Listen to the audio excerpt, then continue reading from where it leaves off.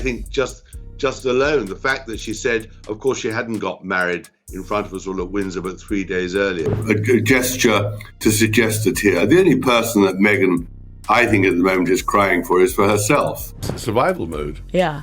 I mean, she knew by then it was a flop in terms of popularity. The whisper that just hit palace-adjacent circles isn't a whisper at all. It's a thunderclap with the publishing date. Tom Bower is back, and if the chatter is even half true, this next book isn't just shade. It's a full solar eclipse aimed straight at Meghan Markle and Prince Harry. Because here's the thing people in media corridors keep repeating. Last time he wrote about them, folks rolled their eyes, and then, awkwardly, a lot of what he warned about seemed to unfold in slow, painful public view. Now he's reportedly digging into the before, the backstory, the foundations, and that's the part insiders say has certain Montecito rooms feeling very, very tense. This isn't about one bad headline. It's about a domino trail. Let's rewind to the moment pop culture turned sharp. When South Park aired that worldwide privacy tour episode, satire crossed into something that stuck like glue.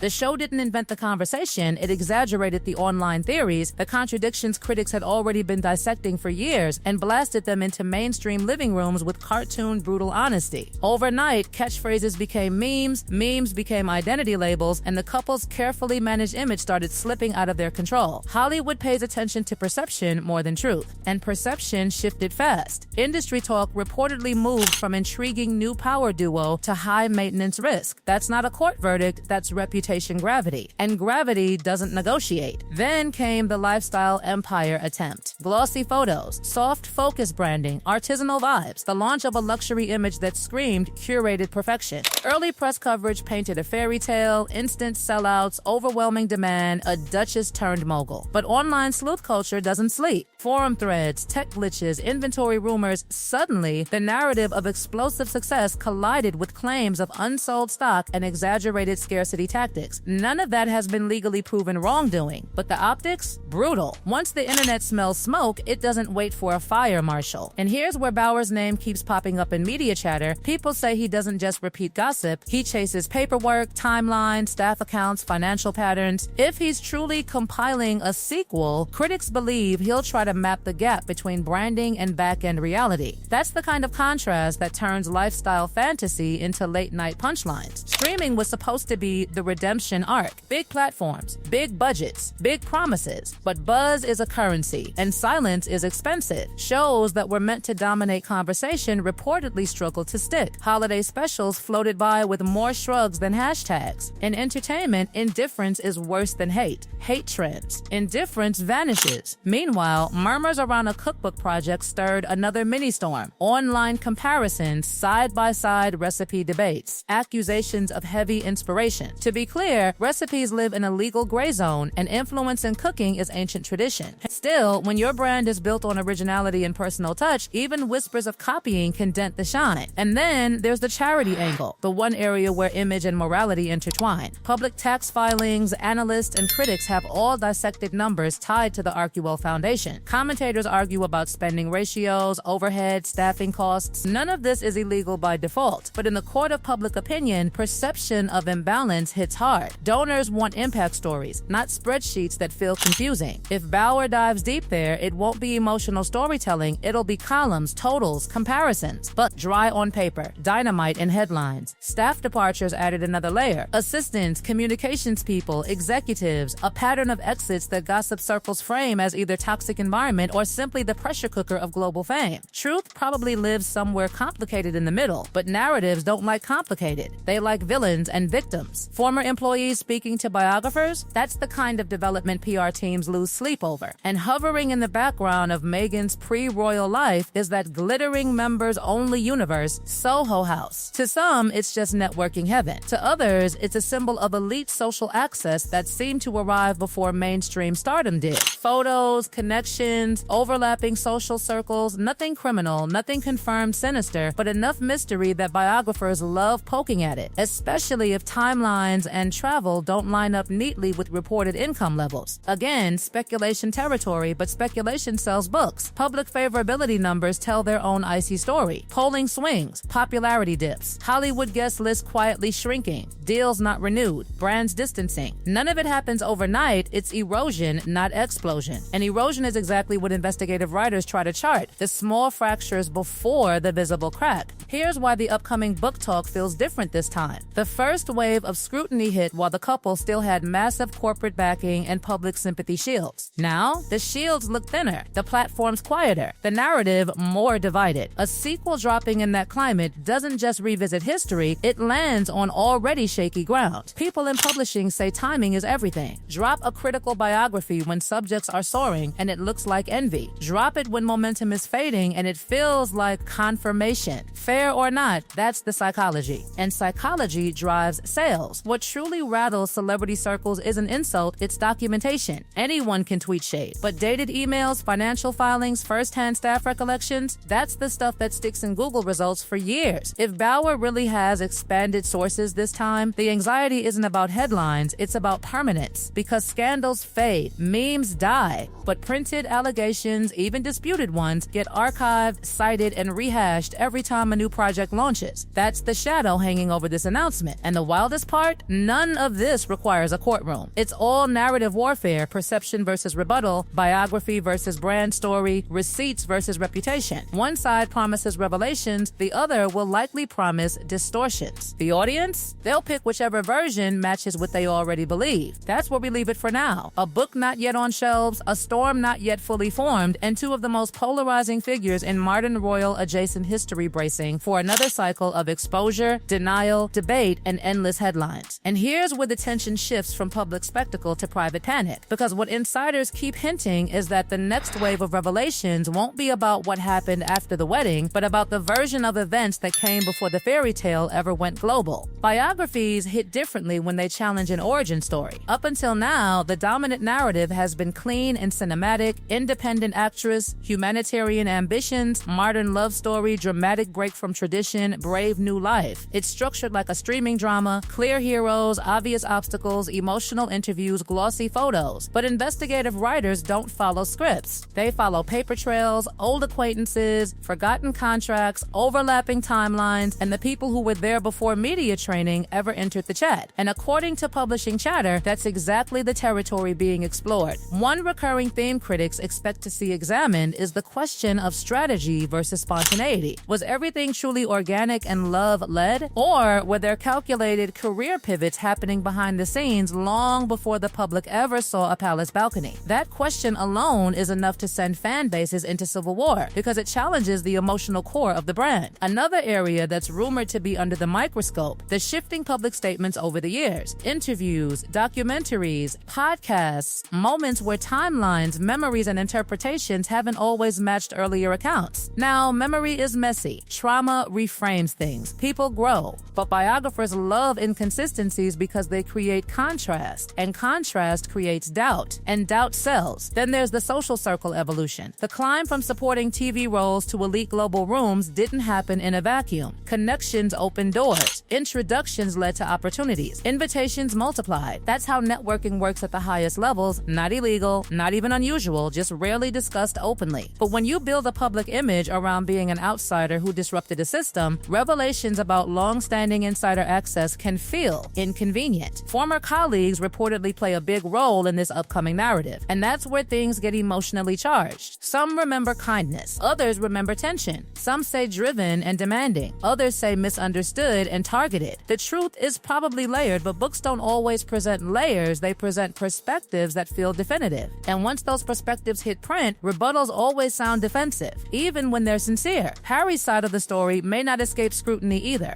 Observers have pointed out how dramatically his public persona shifted in just a few years, from soldier prince to media warrior, from private royal to streaming confessional. Love changes people. So does trauma. So does influence.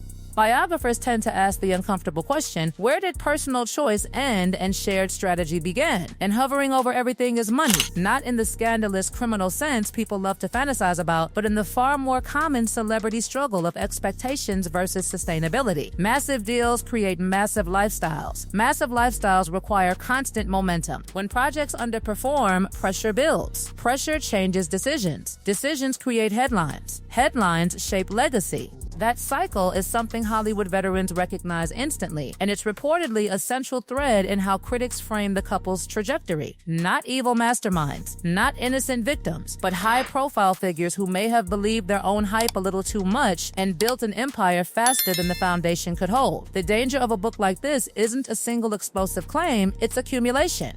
10 small doubts stacked together feel heavier than one big accusation. Readers start connecting dots even when lines are blurry. And once the public starts saying where there's smoke, it barely matters who lit the match. Reputation repair at that level is almost impossible because denial keeps the story alive, while silence feels like confirmation. It's the celebrity version of a chess trap. Every move has a downside. There's also the cultural fatigue factor. When figures stay in headlines for years, the audience mood shifts from fascination to impatience. Early sympathy turns into skepticism. Advocacy speeches start sounding repetitive. Brand launches feel like déjà vu. That emotional climate makes critical narratives land harder than they would have at the height of popularity. And timing, again, is everything. A revealing biography released during a career upswing looks like sabotage. Released during a plateau or decline, it feels like explanation. Fair? Not always. Effective? Almost always. What really makes insiders whisper is the idea that this book might rely less on anonymous quotes and more on documented sequences. Who was hired when, who left when, which project launched before another quietly stalled. Patterns. Patterns are persuasive because they feel objective, even when interpretation is subjective. If the portrait painted is one of relentless ambition colliding with fragile execution, that's not a crime, it's a cautionary tale. But cautionary tales stick. They get referenced every time a new venture is announced. Every future interview gets filtered through that lens. And for two people who once controlled the narrative with high-profile interviews